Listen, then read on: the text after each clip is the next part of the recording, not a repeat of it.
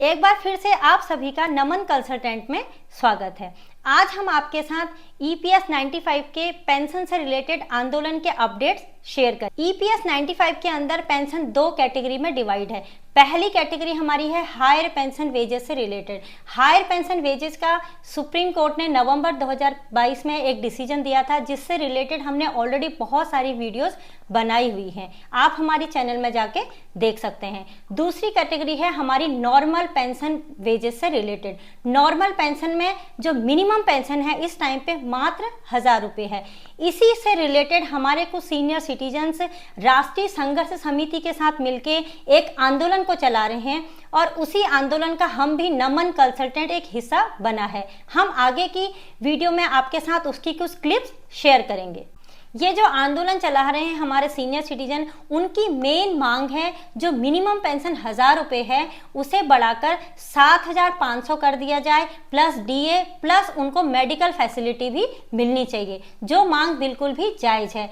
मीना बिष्ट जी से मैं निवेदन करूंगी कि अपने 2 शब्द बोले। दिल्ली से ही है, वो उनका परिचय देंगे।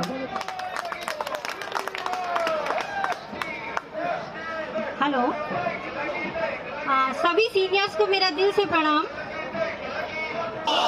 मैं राष्ट्रीय संघर्ष समिति के सभी टीम मेंबर्स का दिल से धन्यवाद देती हूँ कि मुझे उन्होंने ये मंच साझा करने का मौका दिया।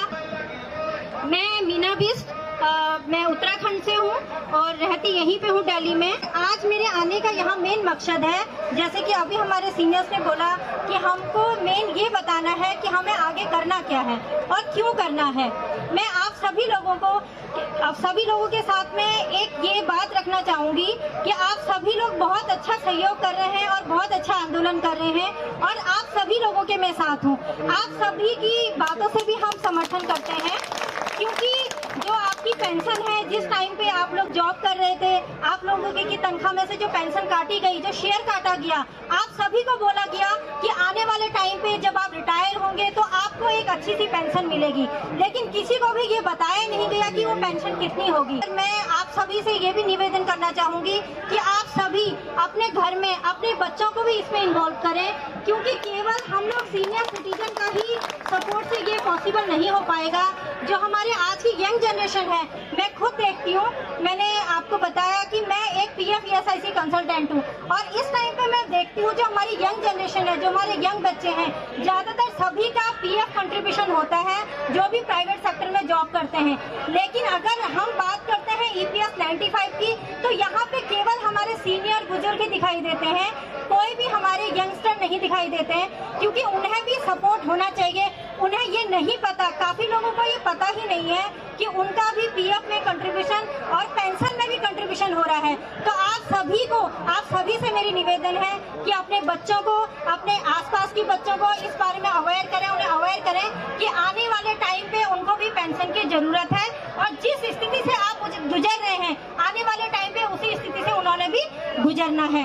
जैसे कि आप सभी को पता है, जो भी यहाँ पे बैठे हुए हैं, कि 2014 में जो हमारे फॉर्मूले में चेंजेज आया था, उस फॉर्मूले में चेंज एक इन्होंने बहुत बड़ा ये भी किया था कि जिनकी भी तनख्वाह महीने की 15,000 से ज्यादा हुई है और 2014 के बाद जो ज्वाइन हुए हैं उनको पेंशन स्कीम से बाहर कर दिया गया। लेकिन हमारे यंग बच्चों को किसी को ये पता ही नहीं है कि वो अब पेंशन स्कीम में नहीं आते हैं। तो ये भी जागरूकता फैलानी बहुत जरूरी है और आप लोग जो भी ये कर रहे हैं, मैं आप सभी से ये निवेदन करती हूँ और सभी हमारे देशवासियों से, हमारे यंग जनरेशन से ये मैं सपोर्ट मांगती हूँ कि आप सभी इनका सहयोग दें, इनका साथ दें, क्योंकि जो इस टाइम पे इन्हें पेंशन मिल रही है वो एक मामूली सी पेंशन है, उससे गुजारा नहीं होता है। जो इनकी मांग है कि पेंशन के साथ में मेडिकल सुविधा भी मिलनी चाहिए, जरूरी है मेडिकल सुविधा भी, और डीए जो आपका बनना चाहिए वो भी होना चाहिए। आप